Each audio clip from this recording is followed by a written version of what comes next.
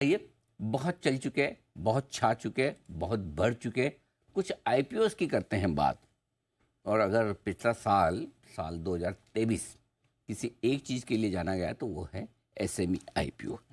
SME कंपनियों के IPO की भारी बाढ़ और हाल ही के महीनों में गड़बड़ियों की चर्चाओं और बातचीत के बाद एक्शन अब बढ़ता हुआ नजर आ रहा है एक्सचेंजेस और रेगुलेटर्स के बीच में। एक्सचेंजेस ज़्यादा सतर्क हो रहे हैं। ऐसे में एसएमई कंपनी की लिस्टिंग को लेकर इस पर विचार विमर्श किया जा रहा है, रूल बदलने की कोशिश की जा रही, नए रेगुलेशंस लाने की तैयारी होती दिख रही है। पूरी और पैनी नज़र रखने वाले हमारे सहयोगी ब्रजेश कुमार हमारे साथ है इस वक्त बताने के लिए कि एसएमई आईपीओ में किस तरह के बदलाव पर चल रही है चर्चा, कब तक हो सकते हैं, कैसे हो सकते हैं और इन बदलाव की ज़रूरत क्या है। ब्रजेश बताइए। बिल्कुल बिल्कुल। जो सबसे बड़ा बदलाव जो करने की तैयारी कर रहे हैं एक्सचेंजेस, वो ये है कि जो आईपीओ का एसएमई आईपीओ का जो मिनिमम इशू साइज होता है उसको उसकी एक सीमा तय की जा सकती है और संभवतः यह सीमा 30 करोड़ से 50 करोड़ रुपए के बीच में हो सकती है। हालांकि एक्सचेंज अपना अपना डेटा देख करके कि पास्ट जो इश्यूज हैं उनके इशू साइज क्या रहे हैं तो उसके आधार पर ये कॉल लेंगे। लेकिन ब्रॉडली एक इस तरह की रेंज हो सकती है कि इससे नीचे के जो इशू होंगे उनको वो डिस्करेज करेंगे। ये किसी भी तरह से किसी रेगुलेशन में या किसी सर्कुलर में लाकर नहीं किया जाएगा, बल्कि इन अ वे जो उनके मर्चेंट बैंकर हैं उनको इस तरह की कम्युनिकेशन जो है वो दी जाएगी कि छोटे इश्यूज एक्सचेंजेस को नहीं चाहिए। इसके अलावा जो कंपनियों के फाइनेंशियल्स हैं उनकी भी बहुत अच्छे तरीके से जांच पड़ताल की जाएगी। जो फाइनेंशियल नंबर वो आरएचपी में डीआरएचपी में दे रहे हैं, जो फाइल कर रहे हैं एक्सचेंज को, वो नंबर क्या वाकई में जेन्युइन हैं और उसकी बहुत ही कड़ाई से जो है जांच की जाएगी। साथ ही जिस तरह से मेन बोर्ड के आईपीओ के लिए मर्चेंट बैंकर से सेबी सवाल जवाब करता है, हर जो है जहां भी ऐसा लगता है कि कोई चीज़ डाउटफुल है, उसी तरह के सवाल जवाब एक्सचेंज करेंगे एसएमई के मर्चेंट बैंकर से जहां भी उन्हें डाउटफुल लगेगा। बहुत रिगरस प्रोसेस ये होने वाली है। साथ ही जो कंपनियां हैं उनसे ज़्यादा से ज़्यादा डिस्क्लोजर देने को कहा जाएगा, जैसा कि मेन बोर्ड में जो लिस्ट होनी कंपनियां आती हैं उनसे डिस्क्लोजर की उम्मीद रखी जाती है, उसी तरह की उम्मीद जो है एसएमई कंपनियों से भी रखी जाएगी। लेकिन और एक और अहम चीज़ जो देखा जाएगा, जिस पर और सबसे ज़्यादा नज़र होगी कि इशू से जो पैसे जुटाए जा रहे हैं उस पैसे जुटाने का जो मकसद है वो क्या है, ऑब्जेक्ट ऑफ द इशू जो है उस पर भी बहुत कड़ी निगरानी एक्सचेंजेस जो है वो करने वाले हैं।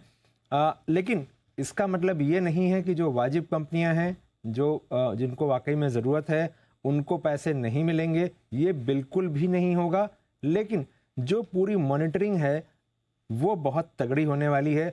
और अगर देखें तो हाल के महीनों में या पिछले एक साल में जिस तरह से बहुत ज़्यादा यूफोरिया बना है एसएमई आईपीओ को लेकर के, उसके बाद और जिस तरह की शिकायतें पहुंच रही हैं रेगुलेटर के पास, तो एक तरह से रेगुलेटर के ऊपर भी एक तरह का दबाव बन रहा है कि वो सारे एसएमई आईपीओ के रेगुलेशन को रिव्यू करे और नए सिरे से उसको देखे। ओके, तो एसएमई आईपीओ में जिस तरह की गड़बड़ियां हुई है, जिस तरह के ओवर सब्सक्रिप्शन हुए हैं, जिस तरह की लिस्टिंग हुई है और जिस तरह से लिस्टिंग के बाद शेयर सर्किट टू सर्किट भागे हैं, उसको देखते हुए ये नए नियम लाने की तैयारी कब तक?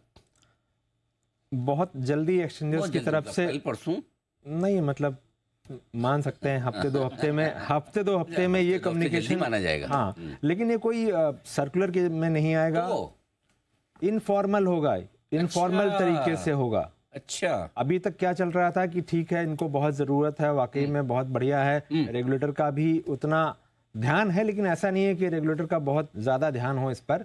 अब एक्सचेंज की जिम्मेदारी थी कि वही पूरी तरह से दिखाएं।